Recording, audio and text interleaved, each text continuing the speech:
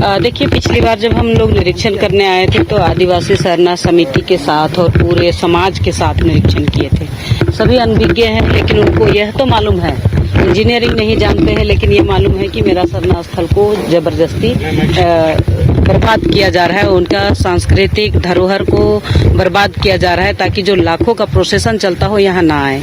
लेकिन आज जब हम सभी डिपार्टमेंट के अधिकारी, कल्याण विभाग से लेके पथ निर्माण से लेके नगर निगम से लेकर के भवन निर्माण से लेके तमाम डिपार्टमेंट के सेक्रेटरी और अधिकारियों के साथ में अभी जांच किए हैं, देखे हैं, विजिट किए हैं स्थल निरीक्षण, तो बताएं कि दोनों पिलर के बीच का जो खाली जगह है उसको देखा जाए। और यहाँ जो रैंप उतारे हैं वो लगभग 300 मीटर तक का इन्होंने बताए हैं।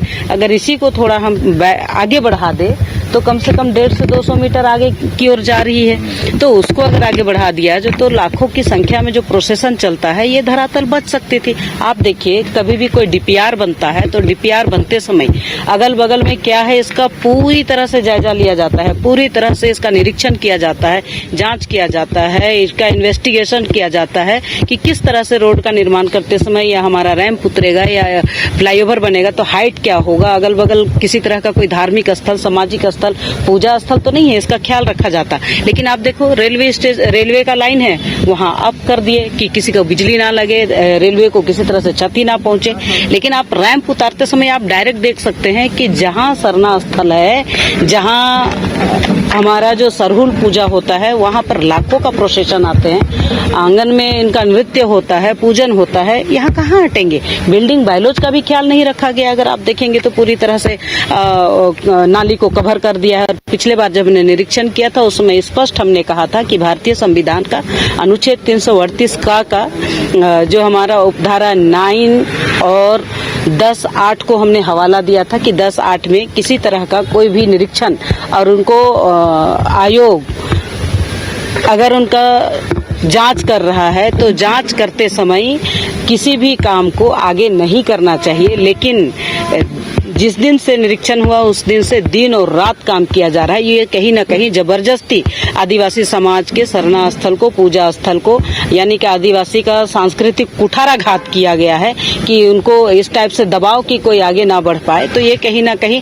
कानून का भी उल्लंघन किए, जिस तरह से जो कानून बने उस कानून का भी उल्लंघन हुआ है और समाज को भी कुठाराघात किया है। तो अभी का मीटिंग होगा, आगे मीटिंग हमारा 11 बजे से है। मैडम, बीते दिनों सबको समन दे किया गया था आयोग के द्वारा तमाम अधिकारियों को, राज्य डीसी को, तो क्या जवाब दिया गया? नहीं, किसी तरह का कोई जवाब नहीं आया और ना ही कोई उपस्थित हुए। उन्होंने लेटर दिया कि 16वें वित्त आयोग का यहाँ बेकारी, इसलिए हम नहीं आ पा रहे। तो हमने बोला कि आपको समय नहीं है तो आयोग ही आती है।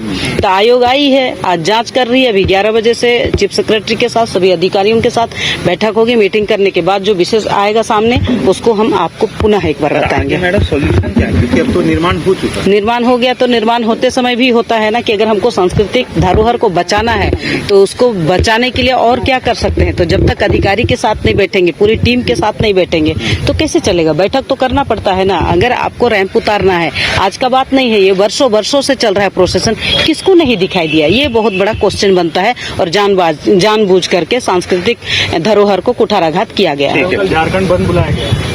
अब तो इसके बारे में मुझे जानकारी नहीं है, आप बता रहे तो मुझे ध्यान में आ रहा है। लोग तो लड़ेंगे, भगवान बिरसा मुंडा ने भी लड़ा, सिद्धू कानू ने भी लड़ा, सिंगीदेई ने भी लड़ा, जतरा टाना भगत ने भी लड़ा है। जब जब आदिवासी पर कुठाराघात हुआ है तब तक आदिवासी आंदोलन किया है।